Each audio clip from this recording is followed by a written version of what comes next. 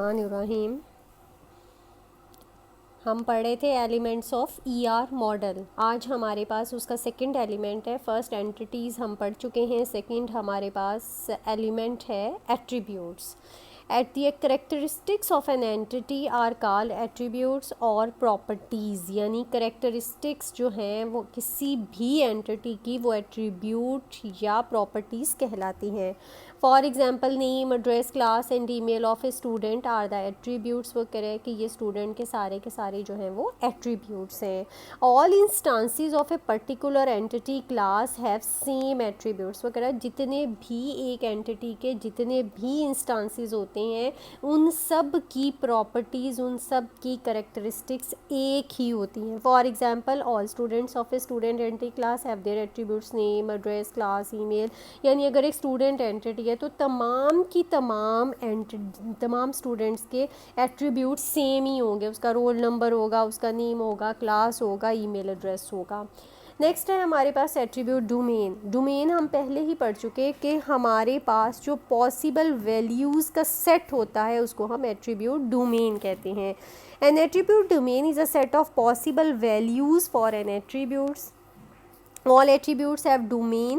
The domain may consist a range of values of some discrete values. वो कह रहा है कि इसके अंदर हमारे पास या range of values होते हैं या हम कुछ discrete values जो हैं वो इसकी fix कर देते हैं।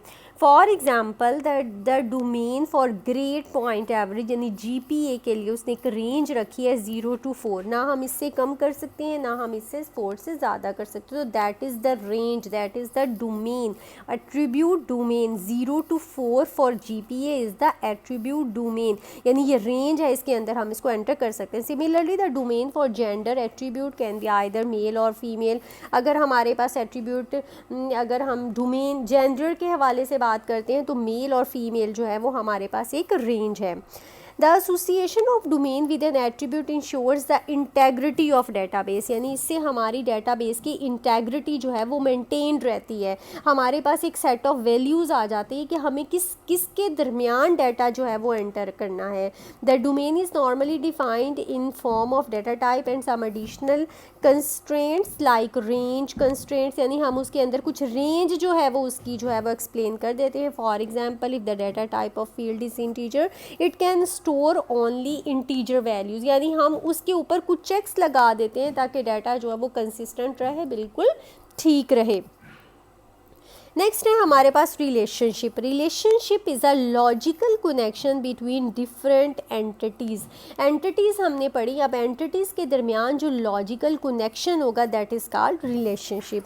The entities that participates in a relationship are called participants. वो कह रहा है कि जो एंटिटीज़ रिलेशनशिप में हिस्सा लेती हैं उसको हम पार्टिसिपेंट्स कहते हैं।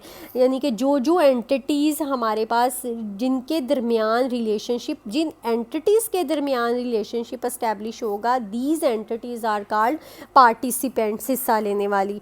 The relationship may be between different entities और between an entity and itself. मुख्तलिफ एंटिटीज़ के दरमियान भी रिलेशनशिप हो सकता है और एंटिटी का अपने साथ भी रिलेशनशिप जो है वो एस्टैब्लिश हो सकता है। Relationship is established on the basis of interaction among these entities.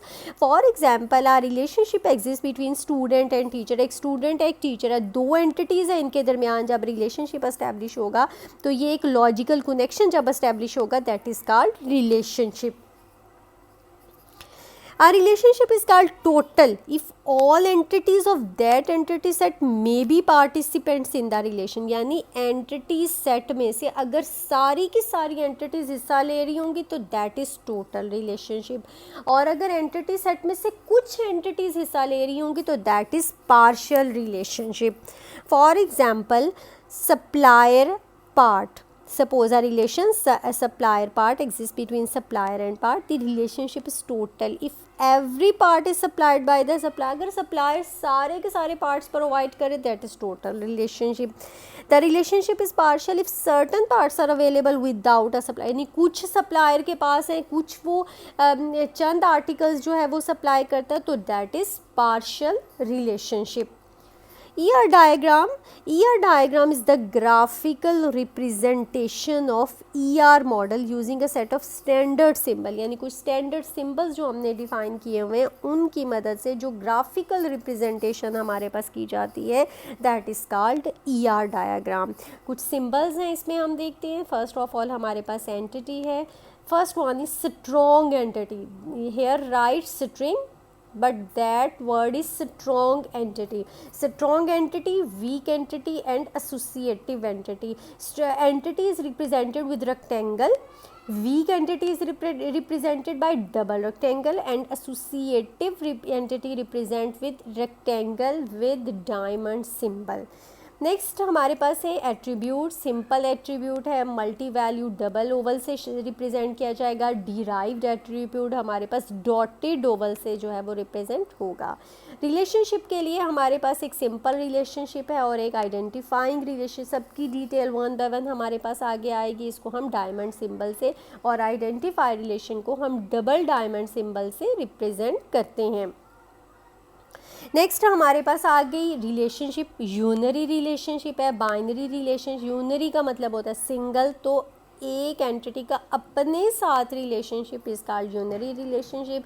Binary two के दरमियान होता है, तो टू एंटिटीज़ के दरमियान जब रिलेशनशिप होगा that is binary relationship. Ternary relationship, three entities के दरमियान जो रिलेशनशिप होगा that is ternary relationship. Next हमारे पास कुछ कार्डिनैलिटीज़ आ जाती हैं, इनकी भी डिटेल हमारे पास आएगी। मैंडेटरी का मतलब होता है लाजमी, मैंडेटरी का मतलब वन, वन का मतलब वन, तो double one, mandatory one. Mandatory means one and many का मतलब क्रो फुट, यानी कि आप वन के साथ आप क्रो फुट लगाएंगे, मैंडेटरी मैनी। ऑप्शनल का मतलब होता है zero, optional for zero, one for one, draw on edge a relationship. Next optional many, optional का मतलब ज़ीरो और मैनी का मतलब क्रो फुट, तो ये ऑप्शनल मैनी। ये सारी कार्डिनैलिटीज़ इंशाल्लाह हम नेक्स्ट जो है वो डिटेल से देखेंगे। शुक्रिया।